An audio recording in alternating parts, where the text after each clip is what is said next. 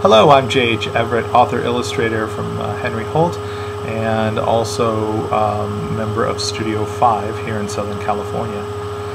This year the WriteOnCon has asked us again to talk a little bit more about the author-illustrator relationship from our point of view as an illustrator.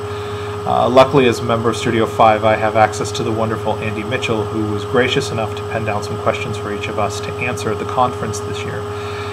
So thank you, Andy, for doing that, and thank you for watching. If you'd like to talk with me a little bit more, you can reach me at JH Everett on Facebook or my website, www.jheverett.com, or at www.studio5art.org. I'd love to hear from you, and if there's anything else I can answer for you in detail, I'm always more than happy to talk.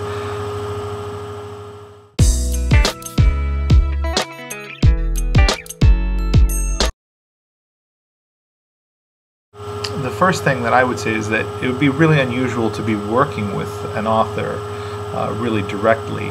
I'm in a unique situation right now in that I'm working on a series for Henry Holt in which I'm an author-illustrator, and I'm co-authoring and co-illustrating the series with my friend Marilyn Scott Waters, also from Studio 5. We work in the same room at the same time often, and when push comes to shove, we're usually sitting at the same desk. That is a really unusual situation. In that case, I think what's really advantageous is that Marilyn's both a very strong writer and a strong artist, and so when she says something or she offers something, it's well thought through, and there's a lot of experience backing up the decisions she's making.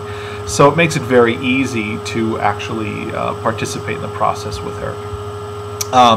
Again, saying that the author-illustrator relationship is often kept very separate in the industry as a standard, or as a convention, I guess. Keeping that in mind, I would say that the most difficult thing for an illustrator is for an author to assume that they can dictate artwork or dictate how something looks. Maybe when they were writing something, the young girl that they used in the image was their daughter. They modeled it after their daughter, and the illustrator comes back with an illustration and it looks nothing like their daughter because the illustrator doesn't know their daughter, and probably drew it off of their own daughter or a niece or a granddaughter or something like that. I've heard of these things happening. I've never had it personally happen to me, but I know it does. And I think it's really important for authors to understand that illustrators have gone through many, many years of training, many years of professional experience, apprenticeships, mentorships, to get to where they are, where they're being asked to illustrate a book for a publisher. And I think it's really important for them to respect that person's point of view.